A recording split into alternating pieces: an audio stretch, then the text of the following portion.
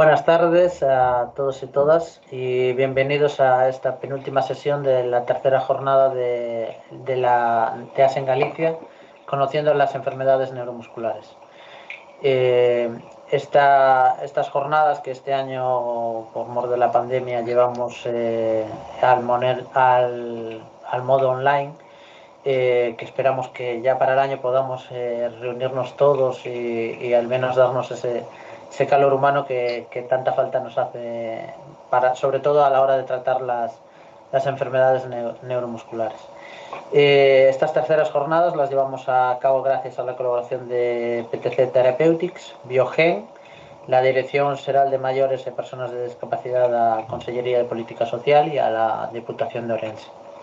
En la ponencia de hoy nos acompaña el doctor Julio Pardo, del CHUS de Santiago, y va a tratar el abordaje en las enfermedades neuromusculares. Muy buenas tardes, Julio.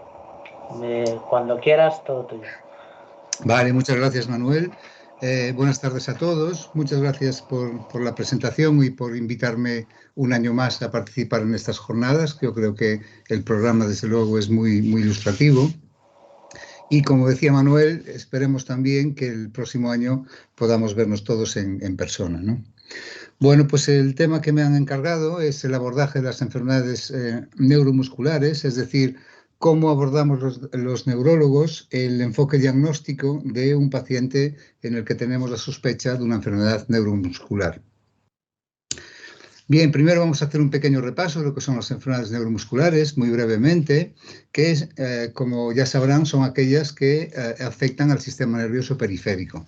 ¿Qué entendemos por sistema nervioso periférico? Bien, pues comprende a nivel de la médula espinal lo que se llama el asta anterior medular, donde está situada la segunda neurona motora, es decir, la neurona motora inferior. Después tenemos las raíces nerviosas y que producen pues, lo que se denominan como radiculopatías cuando se afectan. Tenemos después los plexos. Tenemos el nervio periférico, donde está todo el grupo de enfermedades de las neuropatías periféricas, ya sean adquiridas o hereditarias. Y luego tenemos la unión neuromuscular y el músculo. Bien, pues cualquier enfermedad que afecta a cualquiera de estos lugares, pues lo consideramos como una enfermedad neuromuscular. Siempre decimos que suponen más de 150 enfermedades, lo cual no es poco. Sin embargo, como estábamos comentando antes con Manuel, en realidad son muchas más. Porque una enfermedad como la enfermedad de Charcot-Marie-Tooth, por ejemplo, hoy en día sabemos que es debida a más de 20 genes, con lo cual cada mutación va a producir una enfermedad distinta y, de hecho, si vamos a dar un tratamiento al paciente, los tratamientos que salgan van a salir para esa mutación específica. Es decir, que en realidad pues, son más de 900 enfermedades neuromusculares. En conjunto representan el 20% de los casos de todas las enfermedades raras, con lo cual no son tan infrecuentes. Y dos de ellas figuran entre las principales causas de discapacidad en España. La esclerosis lateral amiotrófica es una de ellas, la ELA, y las distrofias musculares. Y se calcula que en España, según datos de la Sociedad Española de Neurología, hay sobre unos 60.000 enfermos con enfermedades neuromusculares. Bien, existen varias clasificaciones de las enfermedades neuromusculares. Las podemos clasificar desde el punto de vista anatómico, como decíamos antes, ¿no? Hay enfermedades que afectan a la neurona motora, hay enfermedades que afectan al nervio periférico, hay enfermedades que afectan a la unión neuromuscular, como la miastenia, y hay enfermedades que afectan al músculo, ¿no? Donde están ahí pues, todo el grupo de las distrofias musculares. También las podemos dividir en hereditarias y adquiridas. Muchas de las enfermedades raras neuromusculares son hereditarias y ahí tenemos muchos ejemplos. Creo que en estas charlas se habló bastante de la atrofia muscular espinal, pero otras enfermedades como la enfermedad de Charcot-Marie-Tooth que comentábamos antes, las distrofias musculares, etcétera, pues tienen un origen hereditario. Las adquiridas pueden ser de varios tipos según la etiología. Pueden ser enfermedades que afectan al sistema inmunológico, es decir, enfermedades autoinmunes, como las neuropatías disinmune, como el síndrome de Guillain-Barré, la polineuropatía inflamatoria desminizante crónica, la miastenia es otro ejemplo, o las miopatías inflamatorias. A nivel infeccioso, en nuestro medio la lepra es poco frecuente, pero sí vemos casos de herpes zóster que afecta al sistema nervioso periférico. Estamos viendo casos también de pacientes con miopatías tóxicas por estatinas, que es un tratamiento que se suele dar de forma habitual para tratar la hipercolesterolemia. Las endocrino-metabólicas, que están relacionadas pues, con la diabetes, el hipotiroidismo, también puede producir alguna enfermedad neuromuscular, o bien de tipo neurodegenerativo, como puede ser la ELA, la esclerosis lateral amiotrófica. Bien, la prevalencia, una nota sobre la prevalencia, pues nos encontramos que hay dentro del grupo de las enfermedades neuromusculares entidades muy frecuentes, hay la mayoría de ellas, diría yo, que son enfermedades raras, que ya saben que se definen como patología poco frecuentes y que afectan a menos de 5 personas por 10.000 habitantes, y las hay muy raras o extremadamente raras. Dentro del neuromuscular, las muy frecuentes, pues las radiculopatías, pacientes con cervicobraquialgias o lumbociatalgias que tienen pues, un problema en la raíz nerviosa. O bien todas las neuropatías periféricas, pacientes con polineuropatías. Se calcula que aproximadamente un 8% de la población general de más de 50 años tiene alguna forma de neuropatía periférica, con lo cual estas son muy frecuentes. Dentro de las raras, las hay que no son tan raras y las hay que son un poco más raras. Es decir, por ejemplo, tenemos el Charcot-Marie-Tooth, que afecta a 40 de cada 100.000 habitantes, la miastenia, donde la prevalencia es sobre 20 de cada 100.000, y otras en donde la prevalencia es un poquito menor, de 5 sobre 100.000 habitantes, donde podemos meter pues, la distrofia miotónica, sobre todo la tipo 1, que es la enfermedad de Steiner, la esclerosis lateral amiotrófica o la distrofia muscular de Duchenne. Y decíamos que las había también muy raras, como la enfermedad de Pompe. Fíjese que la prevalencia se calcula que es 1 de cada 40.000 nacidos vivos, con lo cual estas son dentro de las enfermedades raras que hay en el neuromuscular, pues es muy rara, ¿no?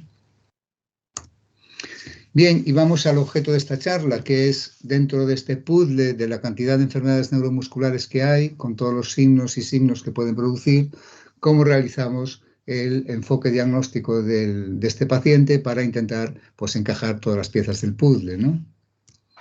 Bien, y lo vamos a hacer siguiendo lo que se denomina el método clínico, como en todas las especialidades. Y empezaremos siempre por una buena historia clínica y una exploración neurológica que muchas veces ya nos va a apuntar hacia dónde van los tiros. Es decir, si este paciente lo que le pasa es debido a una enfermedad del músculo, o es debido a una enfermedad neuromuscular, o es debido a una enfermedad del nervio periférico, o es debido a una enfermedad de la neurona motora. Y luego esa sospecha clínica la matizaremos o la completaremos con una serie de pruebas complementarias de las que hablaremos más tarde. ¿Qué hacemos en la historia? Pues le preguntamos al paciente qué le pasa, y eso es lo que llamamos la anamnesis, ¿no? Y en la anamnesis, aparte de lo que nos cuenta el paciente, es muy importante pues dirigirla para saber cómo es la evolución cronológica de la enfermedad, cómo es a lo largo del tiempo, es decir, si le aparecieron los síntomas de repente, de forma aguda, o bien si esto ya lleva varios meses o varios años. Y también es importante recalcar la forma de progresión, es decir, si es un cuadro que no se ha modificado, si en cambio el paciente cada vez va a peor, si es intermitente, hay unas épocas que está bien y hay unas épocas que tiene síntomas, si fluctúa durante el día o si está relacionado con el ejercicio. Es decir, intentar matizar todo lo posible los síntomas del paciente. También es muy importante en la historia clínica, si decíamos antes que muchas de estas enfermedades van a ser hereditarias, pues recoger efectivamente si hay antecedentes familiares, y según eso nos ayudará a realizar un árbol genealógico y ver si la herencia de este paciente pues, es de tipo autosómica dominante, es de tipo autosómica recesiva o ligada al cromosoma X. También es importante preguntar siempre por la toma de fármacos o tóxicos y pues, si el paciente tiene alguna enfermedad sistémica que pueda también explicar algunos de los síntomas que le pasan. Bien, vamos a ver una serie de síntomas o signos que podemos recoger en la historia clínica y luego matizar en la exploración neurológica que nos orientan hacia una enfermedad neuromuscular. Y estos pueden ser de varios tipos, pueden ser de tipo motor, pueden ser de tipo sensitivo o pueden ser de tipo autonómico. Los síntomas motores, el más frecuente sin duda que nos vamos a encontrar es la debilidad, la pérdida de fuerza. Generalmente las enfermedades neuromusculares, la gran mayoría, cursan con debilidad, con pérdida de fuerza. Otros síntomas que nos va a ser muy útil para realizar el enfoque diagnóstico es la fatigabilidad. ¿A qué llamamos fatigabilidad? No es sinónimo de cansancio, sino que es una debilidad que aparece cuando el paciente hace ejercicio y que desaparece con el reposo. Esto, por ejemplo, nos orienta siempre hacia un trastorno de la unión neuromuscular, concretamente hacia una posible miastenia. La intolerancia al ejercicio, que se dan en algunas miopatías metabólicas, los calambres musculares, también es un síntoma frecuente.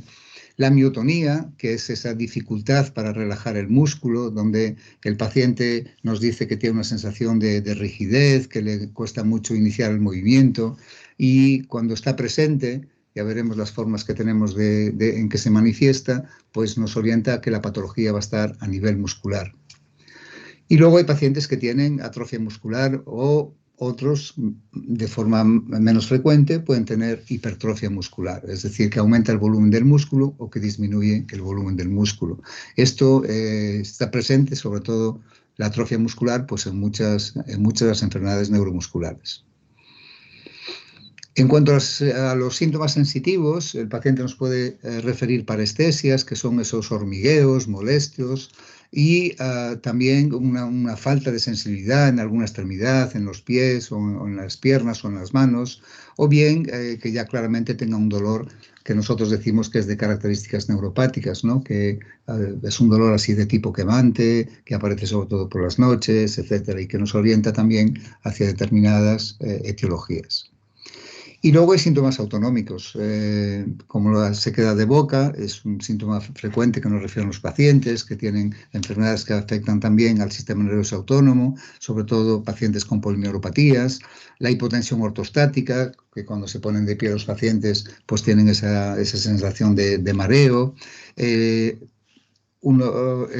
alternar el estreñimiento con la diarrea también es un posible síntoma de afectación autonómica, o bien la disfunción eréctil en varones o la retención urinaria. Bien, de estos vamos a intentar focalizarnos un poquito en estos que pongo en la diapositiva en azul, que es la debilidad, la fatigabilidad y la miotonía, porque nos orientan mucho hacia el estudio del paciente, como veremos ahora. Bien, cuando un paciente nos refiere que tiene pérdida de fuerza, que tiene debilidad, es muy importante hacer una buena distribución topográfica de esa pérdida de fuerza. Es decir, ver dónde está localizada, si es a nivel proximal de extremidades, como ocurre en las miopatías, por ejemplo, si es a nivel distal, que eso sería más frecuente en las neuropatías, etcétera, ¿no? Y, como comentábamos antes, ver siempre cómo es ese curso evolutivo, si el inicio fue agudo, si es crónico o bien si tiene pues, un curso recurrente. Esto es muy importante, la distribución de la debilidad, por ejemplo, en el enfoque de un paciente que tiene una distrofia muscular. Aquí tenemos diversos patrones de afectación muscular y de debilidad en pacientes con distrofia y vemos, por ejemplo, en el tipo que tenemos aquí marcado como la A, pues es típico de la enfermedad de Duchenne y de Becker, que son distrofinopatías, ¿no? que, como saben, afectan sobre todo a niños en la infancia. Y vemos que el patrón de distribución es muy típico, es a nivel proximal de extremidades, tanto superiores como inferiores, es decir, el paciente tendrá dificultad para levantarse de una silla, tendrá dificultad para peinarse, etcétera. Y llama la atención cuando exploramos estos pacientes, aparte de este patrón de distribución así de debilidad simétrica, que tienen una hipertrofia de gemelos, es decir, que los músculos gemelos, los de la pantorrilla, están aumentados de volumen. Eso es la típica distribución que nos encontramos en estos pacientes con una enfermedad de Duchenne o de Becker. Por ejemplo, en el tipo C, que es la distrofia muscular de cinturas, pues el patrón también es muy característico. Es como el anterior, pero solo afecta a la musculatura proximal, tanto de extremidades superiores como de extremidades inferiores. Por eso le llamamos la distrofia muscular de cintura, es decir, la cintura escapular, que es la de arriba, y la cintura pelviana, que es la de las extremidades inferiores. Otros pacientes, por ejemplo, en la D, tenemos el ejemplo de pacientes que tienen una distrofia que se denomina como facio escápulo humeral, y vemos que efectivamente tienen afectación facial, que lo veremos después, tienen una debilidad tanto para cerrar los ojos como a nivel de la musculatura facial inferior, a nivel de los labios, de la boca, y después tienen también una debilidad que es típica, que suele ser proximal en la cintura escapular, es decir, en extremidades superiores tienen dificultad para levantar los dos brazos, y en cambio en extremidades inferiores lo que tienen es dificultad para la dorsiflexión del pie, para poner los pies hacia arriba, ¿no? Que eso les causa un trastorno de la marcha. Eso es la típica distribución de esta enfermedad, y cuando estudiamos al paciente y lo exploramos, ya prácticamente se nos enciende la bombilla de que este paciente, por la distribución que tiene, puede tener una distrofia muscular facioscapulohumeral, porque es muy típico, como veremos después algún ejemplo. Bien, hay veces en que nos llevamos sorpresas. Por ejemplo, en la letra E está un paciente, aquí estamos hablando de las distrofias musculares, pero yo sí veo este paciente que tiene una debilidad, fíjense, a nivel distal, es decir, en las manos y en los pies. Esto es más típico de una neuropatía, y seguramente pensemos que lo que está afectado es el nervio periférico. Sin embargo, cuando hacemos los estudios complementarios, vemos que esa debilidad que tenía, tanto en extremidades inferiores como superiores a nivel distal, pues en realidad se debe a un proceso miopático, en este caso a una distrofia muscular que llamamos de tipo distal. Y en el último tenemos otro ejemplo de una distrofia muscular con una afectación muy característica, que es la distrofia muscular oculofaríngea. Estos pacientes tienen debilidad en la musculatura ocular para cerrar los ojos, tienen ptosis palpebral, de hecho, que es una caída del párpado, y tienen dificultad para tragar, por eso se llama oculofaringeo, tienen disfagia, que le llamamos nosotros. Y a la larga, además, pueden tener afectación de la pérdida de fuerza a nivel tanto de las extremidades superiores, a nivel proximal, como de las extremidades inferiores. O sea que, como ven, hay patrones que son bastante fáciles de reconocer y que nos pueden orientar hacia una determinada entidad, aunque, como comentaba en el caso de las distrofias musculares distales, a veces nos llevamos sorpresas, ¿no?, sobre qué produce la enfermedad, si es de origen en el músculo o si es de origen en el nervio. Bien, en estos pacientes que tienen, decíamos que tienen afectación de cintura, sobre todo a nivel proximal de extremidades inferiores, cuando les decimos que se sienten en el suelo y observamos cómo se levantan, pues hay lo que se llama el signo de Bowers, que es muy típico y que nos indica que efectivamente el paciente tiene una afectación muscular proximal a nivel de las extremidades inferiores, como veíamos antes el ejemplo de los pacientes con enfermedad de Duchenne o de Becker, ¿no?, que comentamos. O bien, también esto es típico de los pacientes con distrofia muscular de cinturas, o en general con cualquier paciente con miopatía, porque lo primero que se afecta generalmente es la cintura pelviana y luego más tarde se afecta a la cintura escapular, es decir, a nivel de los brazos, ¿no? Fíjense cómo para levantarse del suelo, en vez de hacerlo rápidamente, el paciente va trepando sobre sí mismo, es decir, primero tiene que apoyarse con las dos manos, con los brazos, luego de los brazos se apoya en una rodilla para hacer fuerza y incorporarse. Luego, posteriormente, se apoya en las dos rodillas y ya se puede poner en la postura erecta, ¿no? Es decir, les cuesta mucho pues levantarse del suelo. Esto mismo pasa si le decimos al paciente, por ejemplo, que se levante desde una silla. También veremos que tiene mucha dificultad porque tiene que utilizar la musculatura que está debilitada. Bien, decíamos que algunos procesos miopáticos pueden afectar a la musculatura facial, y es muy importante explorarlo siempre. Le decimos al paciente que cierre con fuerza los ojos y, como veis aquí, pues hay varios grados de afectación. En algunos pacientes no logran cerrar del todo el ojo, y en otros pues sí intentan cerrar un poco, pero fíjense que se les ve perfectamente las pestañas, con lo cual no están haciendo un cierre ocular completo. Esto es importante siempre explorarlo y ver si hay debilidad facial, tanto de musculatura facial superior, como pasa en estos casos, como de musculatura facial inferior, donde le decimos al paciente que nos enseñe los dientes o que haga morritos, como estos casos, y si se fijan en estos casos, por ejemplo, tienen una apariencia que llamamos como labios de tapir, que es muy típica, por ejemplo, ejemplo, en la distrofia muscular facioescapulumeral, que tienen también debilidad a nivel de musculatura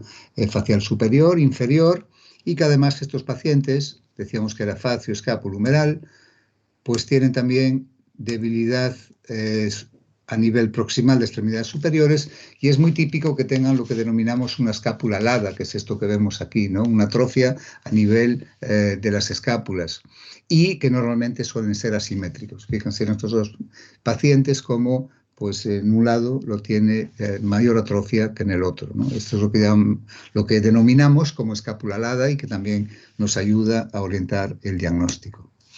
En los pacientes que tenían este tipo de distrofia, la facioescapulumeral, aparte de la debilidad facial, aparte de la escápula alada, que suele ser asimétrica, tienen esta dificultad para levantar los brazos, lo que llamamos nosotros la abducción de los brazos, ¿no? Que es, muchas veces no pueden pasar de los 90 grados y este paciente, por ejemplo, pues llega mucho menos. También hay que explorar si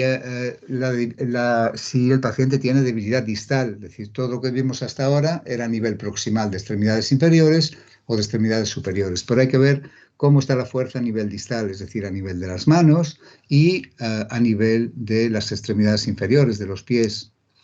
A nivel de las manos, aparte de la debilidad, también es importante ver si tienen atrofia. Esto es muy típico de pacientes, una de las formas de inicio de pacientes con enfermedad de neurona motora, de una ELA, por ejemplo, ¿no? Cuando debutan de forma espinal, pueden debutar con debilidad y amiotrofia en la mano, como podemos objetivar aquí en la eminencia tenar, pues fíjense cómo hay atrofia muscular. Lo mismo pasa en el primer interóseo dorsal, en el hueco que vemos aquí entre el primer y segundo dedo, en donde hay una atrofia muscular y evidentemente una pérdida de fuerza a ese nivel.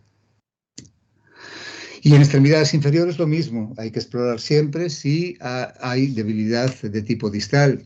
En el paciente de la izquierda vemos que tiene dificultad para ponerse de puntillas. Este era un paciente con una distrofia muscular distal, que decíamos antes que podía parecer una neuropatía, y en cambio en el paciente donde vemos el pie, vemos que es un pie cabo y tenía dificultad para dorsiflexión del pie y también amiotrofia a nivel de la pierna, por lo cual era un paciente con una enfermedad de Charcot-Marie-Tooth, con lo cual ven que con la misma distribución de la debilidad, en un paciente el origen es miopático y en otro paciente el origen, en cambio, de la debilidad está en el nervio periférico. Bien, dejamos la debilidad y pasamos a otro signo o síntoma que nos puede ayudar también a orientar el diagnóstico, que es la miotonía. ¿Qué es esto la miotonía? Pues es la dificultad para la relajación muscular. Esto es muy obvio cuando le decimos al paciente, lo vemos aquí en el esquema, que cierre fuerte la mano y que la abra de repente. Bien, pues en vez de abrirla de repente, lo que hace es lo va haciendo muy poquito a poco porque tiene esa debilidad, esa incapacidad para la relajación muscular. Hay varios tipos de miotonía que llamamos los neurólogos. Uno sería esta, la miotonía clínica. Otro es la miotonía eléctrica, que es observar lo mismo, pero cuando hacemos una electromiografía, le ponemos una aguja al paciente en el músculo y lo que vemos es que hay una serie de descargas, como vemos aquí, en donde pone la figura A, pues que en condiciones de reposo no deberían aparecer. Son además unas descargas muy típicas que hacen un ruido típico, como si fuera una moto acelerando, y esto nos está indicando que eso es una descarga miotónica y que el problema está en el músculo.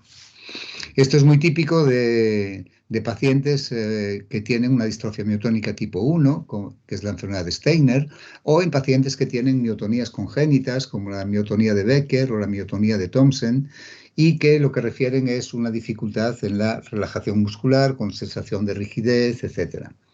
Decíamos que había una miotonía clínica, que es cuando le decíamos al paciente de abrir la mano y que le cuesta mucho. La miotonía eléctrica era cuando le poníamos la aguja en la electromiografía. Y hay otra miotonía que denominamos de percusión, que es si le percutimos al paciente con, en este caso en la lengua, por ejemplo, con un depresor y con un martillo de reflejos, pues vemos que le queda el rodete de la contracción muscular porque tarda en relajarse la lengua. La lengua es otro músculo del cuerpo, con lo cual pues, la miotonía también puede estar presente a ese nivel. Bien, una vez tenemos la historia clínica y la exploración neurológica, como vimos antes, en muchos de los casos pues nos podemos hacer idea de si lo que está afectado es el músculo o es el nervio periférico o es la neurona motora, pues intentaremos corroborar esos hallazgos o matizarlos, perfilarlos para llegar a un diagnóstico ya etiológico específico y ver qué tipo de enfermedad muscular, neuromuscular tiene el paciente. Y para eso utilizamos lo que se llaman las pruebas complementarias. Dejamos ahora aparte la exploración neurológica y la anamnesis y nos vamos con las pruebas complementarias. Y las pruebas complementarias en un paciente que vamos a estudiar una posible enfermedad neuromuscular, pues son mucho más complejas que un paciente, por ejemplo, que lo que sospechamos es que tenga un ictus o que tenga un problema a nivel cerebral, donde le vamos a pedir un TAC cerebral, una resonancia, y ya vamos a resolver, ¿no? Aquí no, aquí va a ser muy variado y van a depender un poquito de la hipótesis diagnóstica que tengamos para ver qué prueba complementaria le vamos a pedir. Por ejemplo, si sospechamos una miopatía, pues es muy importante en los análisis de sangre pedir las enzimas musculares al paciente, lo que se llama la creatinquinasa o la CPK o la CK. Y una prueba que nos es muy útil en el paciente con una enfermedad neuromuscular son los estudios electrodiagnósticos, como veremos después, la electromiografía, que nos va a permitir pues, también situar la lesión a nivel del sistema nervioso periférico. Si sospechamos una enfermedad muscular, pues en algunos casos, no en todos, pero en algunos casos tendremos que recurrir a la biopsia muscular. Lo mismo, en algunos casos de patología del nervio periférico, habrá que realizar una biopsia del nervio periférico. En los últimos años estamos utilizando mucho la resonancia magnética muscular porque nos da a veces una idea mucho más informativa de cómo están los distintos músculos afectados, que a veces clínicamente nos parecen que no están afectados y vemos que en la resonancia magnética sí lo están. En pacientes en donde sospechamos que puede tener una polineuropatía, de estas que comentamos que eran disinmunes, pues nos es de utilidad la punción lumbar, y hoy en día estamos utilizando para muchas de estas enfermedades, cuando sospechamos un origen genético, pues los estudios genéticos, que ya son una práctica habitual en el estudio de un paciente con enfermedad neuromuscular. Y algunos pues, pacientes recurriremos a los estudios metabólicos, pues determinar la actividad enzimática de una determinada enzima, etc. Vamos a ir viendo alguno de estos y vamos a empezar con lo de rutina, los enzimas musculares, ¿no? Que se denomina también como CK o creatinquinasa. Bien, estos sugieren una afectación muscular si están muy elevadas. Por ejemplo, pacientes con miopatías inflamatorias, pues es típico que tengan pues, unas CKs muy elevadas. Pero también, en el otro extremo, hay que tener en cuenta que pueden ser normales en algunas miopatías. Por ejemplo, pacientes con la distrofia facioescapulohumeral muchas veces no da elevación de las CKs y, sin embargo, el problema está en el músculo. Y un problema que hay con las CKs es que no están incluidas en las peticiones de rutina de laboratorio, con lo cual tenemos que, digamos que pedirlas específicamente si queremos que nos la hagan. Y esto a veces explica que muchos pacientes a lo mejor pues, se tarda un poco en hacer el diagnóstico porque no se ha pedido una CK si sospechamos una enfermedad de este tipo, ¿no? Bien, la electromiografía es una técnica electrofisiológica orientada al estudio del sistema nervioso periférico y, como comentábamos antes, nos va a ser de gran ayuda. Tienen que saber que si le van a solicitar una electromiografía, que recuerden siempre de avisar al que les va a hacer la prueba en caso de que sean portadores de marcapasos, porque hay que tener mucho cuidado con los estímulos eléctricos que se dan, que a lo mejor no se puede hacer los estudios de velocidad de conducción nerviosa, porque son estímulos eléctricos que pueden descoordinar el marcapasos, con lo cual a veces hay que hablar antes con el cardiólogo. Y si toman también un tratamiento anticoagulante, pues con el Sintrom o con los nuevos anticoagulantes orales que disponemos ahora, también hay que avisar porque previamente, en algunos casos, habrá que hacer una determinación de cómo está la coagulación de la sangre antes de dar los pinchazos con la aguja que utilizamos en electromiografía, con lo cual es muy importante que le comuniquen al médico que les va a hacer la prueba, pues si tienen un marcapasos o si están con tratamiento anticoagulante. Porque a veces, y eso nos ocurre muchas veces, que el médico que hace la petición de la electromiografía no lo refleja en la petición, con lo cual siempre es muy importante, solemos preguntarlo al paciente, pero de todas formas es bueno que sepan que tienen que avisar.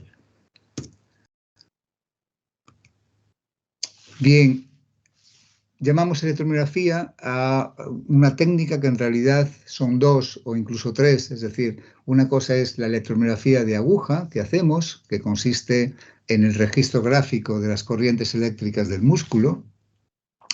Y otra prueba distinta, pero que englobamos dentro de lo que denominamos electromiografía, es la electroneurografía, que viene a ser el registro gráfico de las corrientes eléctricas del nervio. También se llaman estudios de conducción nerviosa. Y a todo le damos el nombre de electromiografía. Bien, ¿qué pasa en la electromiografía de aguja? Como vemos aquí en un paciente que le tenemos el electrodo de aguja puesto en el músculo deltoides. Bueno, pues lo que vamos a estudiar ahí es, como comentamos, la actividad eléctrica del músculo, de las células musculares, y es lo que denominamos el potencial de unidad motora, es decir, estamos analizando la señal eléctrica que emite el músculo para que nos dé información de cómo está ese músculo. ¿Y qué nos encontramos aquí? Pues solemos hacer el estudio con el electrodo de aguja en dos condiciones. Primero, con el músculo en reposo, es decir, el paciente está relajado, no hace ninguna actividad muscular en ese músculo y si pinchamos la aguja veremos que lo que obtenemos es pues, lo que denominamos como silencio muscular, es decir, en la pantalla del electromiógrafo no vamos a ver nada, no vamos a ver ninguna rayita ni vamos a oír ningún ruido. Y en cambio, en situaciones de denervación, en procesos neurogénicos, sí veremos pues, algunas rayas, como estamos viendo aquí en la parte superior, que nos indica que hay un estado de denervación en ese músculo.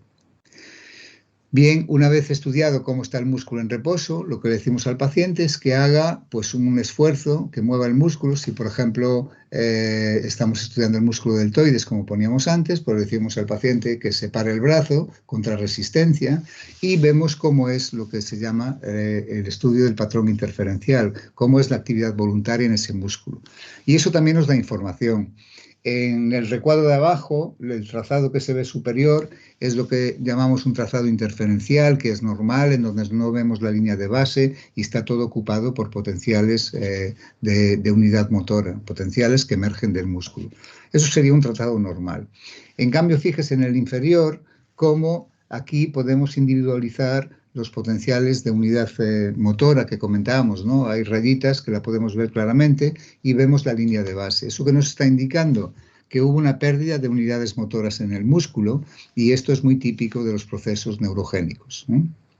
Y en el del medio vemos que es un trazado rico también, que no vemos los distintos potenciales porque están todos muy juntos, eso sería normal, pero fíjense en que la amplitud del trazado es muy pequeñita, compárenlo con el trazado normal que tenemos arriba. Bien, pues esto sería lo típico que denominamos que es un patrón miopático, es decir, esto lo que nos está indicando es que la alteración está en el músculo.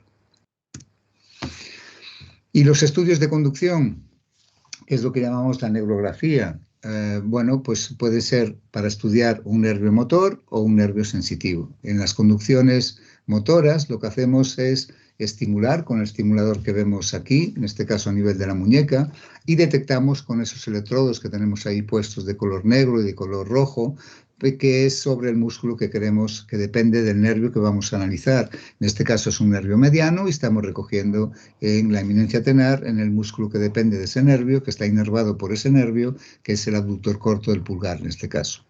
Para las conducciones motoras necesitamos dos estímulos, uno distal y otro proximal, como vemos en la parte de abajo, porque así tendremos una distancia y con las latencias que obtenemos podremos calcular la velocidad que conduce ese nervio. Entonces eso es muy importante. En las conducciones motoras necesitamos siempre dos estimulaciones. En cambio veremos después con las sensitivas, con una sola estimulación podemos calcular la velocidad de conducción nerviosa. ¿A qué se debe eso? Pues a que aquí en la motora desde la estimulación distal saben que está el nervio, está la unión neuromuscular y está el músculo. Bien, pues ahí en la unión neuromuscular siempre se produce un retraso que intentamos eliminar, con lo cual por eso hacemos dos estimulaciones a nivel más proximal.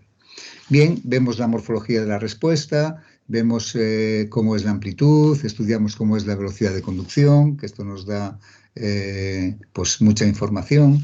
Y en el caso de nervios sensitivos, por ejemplo es el nervio cubital, que estamos estimulando en la muñeca también, y estamos registrando con estos electrodos de anillas, y fíjense que aquí en realidad estamos estimulando sobre el nervio y detectando sobre el nervio. Aquí no hay el retraso de la unión neuromuscular, con lo cual con una sola estimulación podemos calcular la velocidad de conducción nerviosa.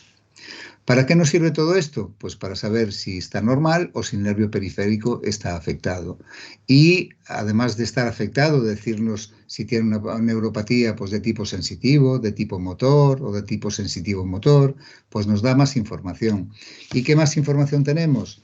Pues sobre la fisiopatología de la enfermedad de base, es decir, esa neuropatía en el nervio periférico se debe a una lesión en el axón o una lesión en la mielina. Esto para nosotros es muy importante saberlo, y esto nos lo puede decir el estudio electromiográfico, no lo podemos saber por la clínica.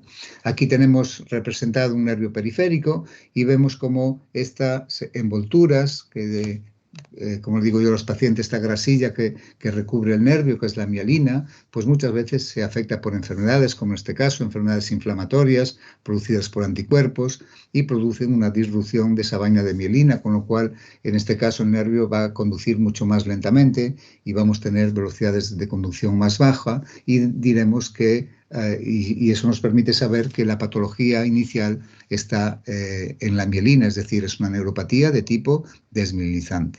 En otras neuropatías, en cambio, lo que se afecta es los cables que van dentro del nervio, el axón, que le denominamos. Bien, pues en este caso sería una neuropatía axonal, y aquí lo que vemos cuando le hacemos los estudios de conducción es que la amplitud de esas respuestas que veíamos son mucho más bajas, pero la velocidad de conducción nerviosa es normal. Entonces, en estos casos decimos que es una neuropatía de tipo axonal. Con lo cual, como ven, esto nos da mucha información de cómo está el nervio periférico y qué tipo de afectación tiene. En la electromiografía a veces hacemos una técnica que se llama como estimulación repetitiva. ¿Y esto cuándo lo vamos a hacer? Pues cuando sospechamos que el paciente pueda tener un trastorno de la unión neuromuscular, es decir, esa sinapsis que está entre el nervio y el músculo. Y si sospechamos que la afectación puede ser a nivel postsináptico, es decir, en el músculo, como la miastenia gravis, por ejemplo, pues hacemos esto que se llama estimulación repetitiva a bajas frecuencias. ¿En qué consiste? En que damos un estímulo eléctrico al paciente, 3 por segundos, y vemos cómo son las distintas respuestas. Fíjese en el esquema superior cómo la respuesta inicial tiene una amplitud normal y luego va disminuyendo poquito a poquito. Bueno, esto traduce un poquito la fatiga que nos cuentan los pacientes, ¿no? A medida que van haciendo ejercicio, se cansan, tienen debilidad, y esto es lo que vemos aquí provocado por el estímulo eléctrico. ¿Y qué pasa cuando el trastorno es a nivel presináptico, como en el síndrome de Lambert-Eaton o en el botulismo? Pues aquí sucede al revés. Partimos de una amplitud muy pequeñita y vemos que va aumentando cuando se le hace una estimulación que se llama altas frecuencias, ¿no? Aquí hay un fenómeno de potenciación. Y eso se traduce en la clínica, porque estos pacientes, curiosamente, pues mejoran la debilidad, que sobre todo en extremidades inferiores a nivel proximal, les mejoran a medida que van haciendo el ejercicio. Como ven, es otra técnica más que nos ayuda a estudiar pues otra localización de las enfermedades neuromusculares, en este caso en la unión, en la unión neuromuscular. Bien, otra técnica diagnóstica que nos puede ser de utilidad si sospechamos, por ejemplo, que el paciente tiene una enfermedad del músculo, ya sea adquirida o ya sea hereditaria, es la biopsia muscular. La biopsia muscular se puede hacer de varias formas. Esta es la que se denomina cielo abierto. No molesta mucho porque ven arriba cómo inyectamos antes pues, un anestésico, y se hace con anestesia local.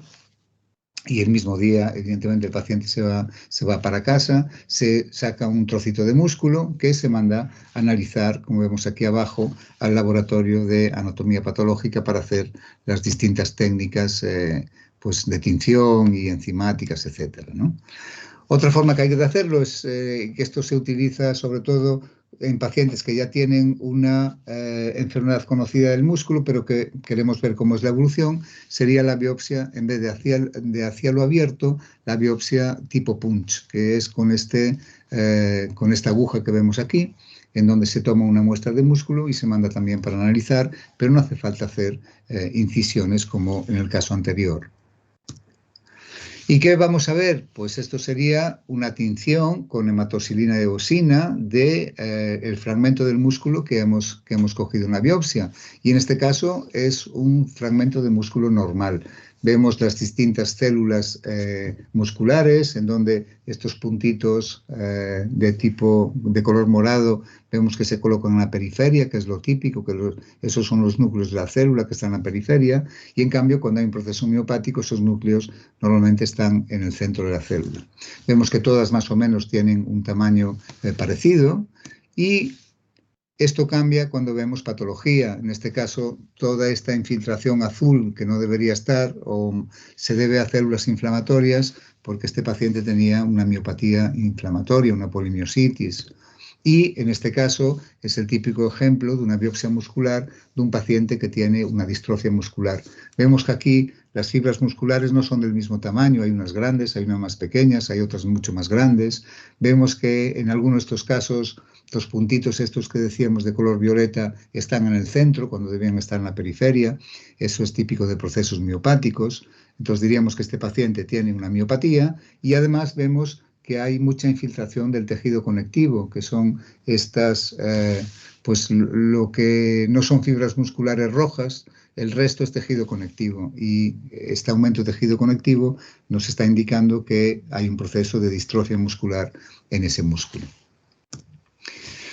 Bien, en los últimos años hemos avanzado mucho en conocer qué proteínas había en el músculo que se podían afectar y producir una distrofia. Bien, pues todos los genes que regulan estas proteínas, cuando están mutados, pues son los que explican el origen de estas enfermedades, ¿no? Y hoy en día también podemos hacer más técnicas a nivel de la biopsia, que es pues hacer estudios inmunohistoquímicos con una tinción específica para determinadas proteínas que están en el músculo. Por ejemplo, esto es una biopsia muscular de un paciente que tiene una disferlinopatía, es decir, tiene una distrofia muscular relacionada con mutaciones en el gen de la disferlina. Bien, la disferlina es una proteína que tenemos un anticuerpo que la va a teñir, y entonces en la parte izquierda vemos cómo se dibujan muy bien todas las células, y en cambio en la parte derecha vemos que se perdió esa tinción, con lo cual lo que nos está evidenciando es que este paciente tiene un déficit de esa proteína porque no se está tiñendo bien. En algunos casos utilizamos una biopsia de nervio periférico. Ojo, no hace falta hacer una biopsia de nervio para diagnosticar una polineuropatía, pero sí que la hacemos cuando sospechamos que hay una vasculitis, que hay una amiloidosis, que hay una sarcoidosis o que hay una lepra, es decir, enfermedades con potencial tratamiento y que son graves y que queremos descartar a nivel del nervio periférico. Bien, esto sería la histología normal del nervio, y esto sería en un caso, por ejemplo, de un paciente con una vasculitis. Los estudios genéticos forman parte ya del arsenal diagnóstico habitual. En algunos casos incluso nos evitan hacer la realización de la biopsia muscular. Esto es lo que está pasando con la distrofia miotónica, por ejemplo, la facioscapulohumeral que vimos antes, la oculofaringia, es decir, estos pacientes ya no nos hacemos una biopsia muscular previo, sino tenemos la sospecha diagnóstica, directamente les pedimos un análisis de sangre simple para hacer el estudio genético, y nos evitamos hacerle la biopsia. Y lo mismo pasa en la neuropatía tomacular, en donde ya no hacemos biopsia de nervio para diagnosticarla, sino que pedimos un análisis de sangre para hacer el estudio genético. La resonancia, decíamos que nos es de mucha utilidad y la estamos utilizando cada vez más. Fíjense, este paciente tenía una miopatía distal con debilidad para ponerse sobre puntillas, y aquí tenemos la resonancia de este paciente, donde lo que vemos en blanco pues es infiltración grasa del músculo, que coincide con los dos gemelos en este caso, ¿no? El color gris sería un músculo normal y lo blanco sería el músculo que está infiltrado por grasa. Bien, otras pruebas complementarias, y voy un poquito más rápido para terminar a tiempo, sería, pues, por ejemplo, la miastenia, que es una enfermedad autoinmune, pues pedimos determinados anticuerpos. Lo mismo pasa en el síndrome de Lambert-Eaton, que es una alteración de la unión neuromuscular también autoinmune, pero a nivel presináptico. En caso de miopatías metabólicas, cuando queremos descartar en algunas glucogenosis, por ejemplo, le hacemos al paciente lo que se denomina el test de ejercicio del antebrazo y medimos los niveles del lactato, del ácido láctico, que es típico que en estas enfermedades no se produzca el aumento que vemos en la gráfica amarilla, sino que sería la gráfica roja, que es que no aumenta el lactato tras hacer el ejercicio. Bien, cosas específicas, si sospechamos una enfermedad de Pompe, que es otra glucogenosis, pues podemos hacer lo que se llama el test de la gota seca para ver la actividad enzimática de la enzima que es responsable de esta enfermedad. Lo que hacemos en este caso es coger una muestra de sangre del paciente, una jeringuilla, y verterla en este papel secante que nos dan en el laboratorio de metabolopatía. Esto se deja secar, por eso se llama test de la gota seca, y luego lo analizan. Y lo que van a estudiar es cómo está la actividad de esa enzima. Si está disminuida, pues ya prácticamente tenemos el diagnóstico de la enfermedad de Pompe. Y por último, hay pacientes que tienen polineuropatías que sospechamos que pueden ser de origen disinmune también y que además son tratables y que hay que saber diagnosticarlas. Pues cuando sospechamos esto, hacemos una punción lumbar, como vemos aquí, para estudiar el líquido cefalorraquídeo, y en estos casos es muy típico que se produce lo que denominamos como disociación albúmina citológica, es decir, en el líquido vemos que las células son normales, con lo cual descartamos una infección, pero en cambio las proteínas están muy elevadas. Y esto nos es de mucha utilidad para diagnosticar, por ejemplo, el síndrome de Guillain-Barré o la CIDP, que es una forma de polineuropatía desmineralizante crónica. Y yo creo que con esto ya terminamos. Y terminamos con el Dr. House, que creo que de enfermedades raras también sabe mucho. Muchas gracias por la atención. Si tienen alguna pregunta. Muchas gracias, Julio. Un placer y la verdad que, como siempre, con un lenguaje muy claro y cercano. Pues eso, les recordamos a los asistentes que pueden realizarnos preguntas ahora en estos minutos. Mientras te quería preguntar si es posible si es posible que haya más de una enfermedad neuromuscular en un mismo paciente y en ese caso cómo detectarlas. Sí, es una buena pregunta. No es habitual, pero justo esta semana pues acabé de hacer un diagnóstico de ese tipo en una paciente que ya era una paciente con una neuropatía tomacular, que es una neuropatía con sensibilidad a las parales por presión, que estaba diagnosticada de eso ya hacía, pues yo creo que la diagnostiqué hace 15 años ya, que evolucionaba muy bien, no tenía ningún problema, y que en las revisiones pues me contaba otros síntomas que no encajaban con eso. Bueno, pues al final la paciente se le hizo, se sospechaba una distrofia oculofaríngea de esta que hablamos, se le pidió el estudio genético y efectivamente también tenía una alteración genética que justificaba una distrofia oculofaríngea. O sea, que tenía dos enfermedades además genéticas y hereditarias, una neuropatía tomacular y una distrofia oculofaríngea. Ahora, no es lo frecuente, ¿eh? De esos casos hay pocos, pero existen y hay que estar atentos cuando la sintomatología que te cuenta el paciente en la revisión no tiene nada que ver con la enfermedad que sabes que ya tenía. Ajá. No sé, cuando nos tocan las loterías nos las tocan juntas. Otra pregunta sería si con el COVID habéis notado un aumento de las patologías neuromusculares, porque en un principio decían que podía derivar en ello. No sé si habéis tenido tiempo hasta ahora. Sí, no, en el COVID sí que es cierto que se han descrito pues, patologías neuromusculares, pero en algunas es muy difícil establecer la relación. Por ejemplo, hay casos de síndrome de Guillain-Barré que se atribuyen a pacientes, por ejemplo, que tuvieron una infección reciente por COVID. Pero realmente era por el COVID o era un Guillain-Barré normal que coincidió en un paciente que tenía COVID, ¿no? Entonces, ese tipo de patologías nos está pasando mucho, que hasta cierto punto no sabes si realmente fue el virus el causante o si fue una casualidad, ¿no? La coexistencia. Lo que sí vimos con el COVID, y esto se notó mucho en los pacientes, es pacientes que ya tenían una enfermedad neuromuscular y que con el confinamiento fueron a peor. Eso lo vimos claramente. Es decir, dejaron de hacer fisioterapia, dejaron de pasear, dejaron de caminar y esto se fue prolongando. Con el miedo a ir al hospital también, pues se quedaban en casa y eso sí que lo notamos mucho, que estos pacientes tuvieron un deterioro físico. Sí, sí. Sí, nosotros en la asociación también es algo que salta a la vista. Nos preguntan si los portadores de marcapasos también tienen que comunicar que lo tienen si van a realizar una resonancia magnética. Sí, también es muy importante. Sí, siempre, siempre comunicarlo. Los nuevos marcapasos que hay ahora, normalmente puedes hacer la resonancia magnética pasados unos 3 meses, ¿eh? Pero siempre hay que contactar antes con el cardiólogo, con la unidad de marcapasos y decirle eso, mire, que me han solicitado una resonancia magnética, ¿lo puede hacer con este tipo de marcapasos o no? Yo siempre preguntaría, porque ahí tenemos muchos problemas. Porque los antiguos, por ejemplo, es imposible. O cuando no te queda más remedio, la solución es ir al cardiólogo, desconectar el marcapasos y hacer el estudio. Pero hay pacientes que no les puedes desconectar el marcapasos, con lo cual eso tiene que ser el cardiólogo el que dé la autorización. Pero sí, sí, ante una resonancia siempre, siempre. De acuerdo.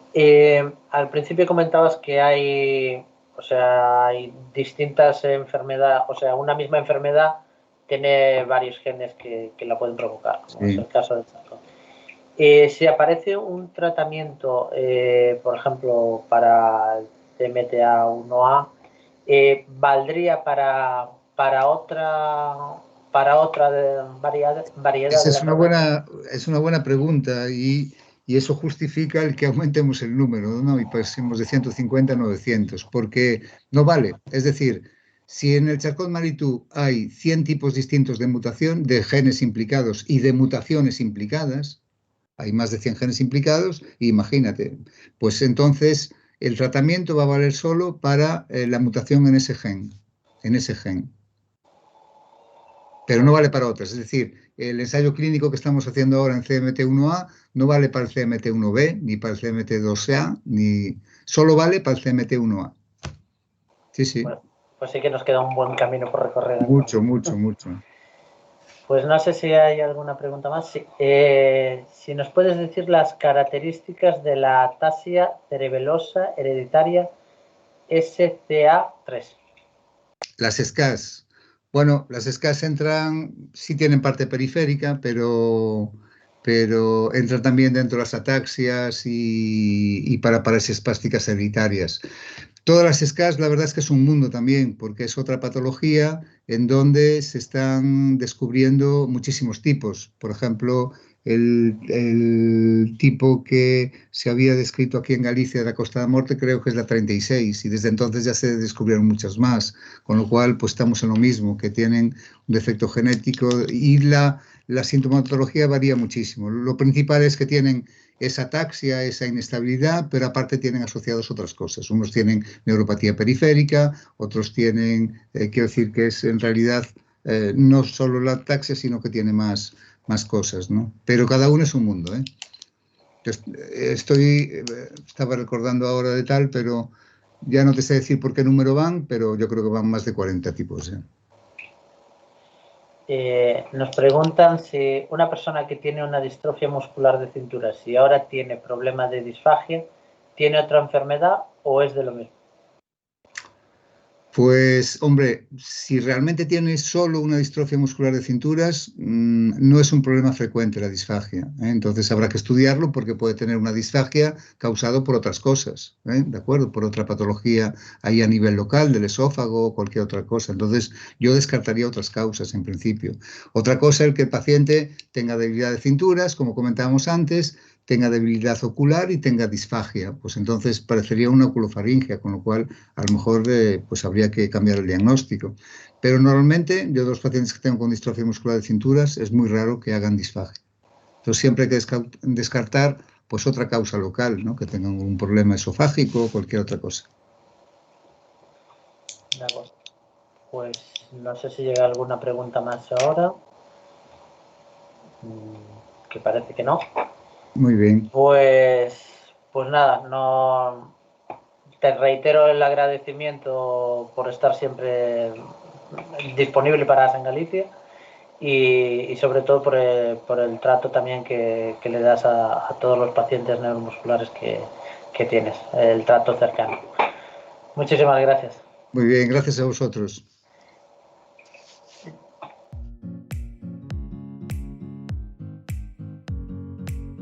¿Hay alguna novedad en el proceso de estudio de las distrofias musculares por mutación del gen FKRP de tipo 21? No, el proceso diagnóstico es el estudio genético y con esa mutación específica, no hay nada más. No hay nada más. Sí. Bueno, pues muchísimas gracias, Julio. Y bueno, a los participantes, invitaros a participar para la semana en la última ponencia de estas jornadas de AS en Galicia, que será con Mila López, una ponencia sobre derribando las barreras de superación. Pues nada, muchísimas gracias a todos. Gracias.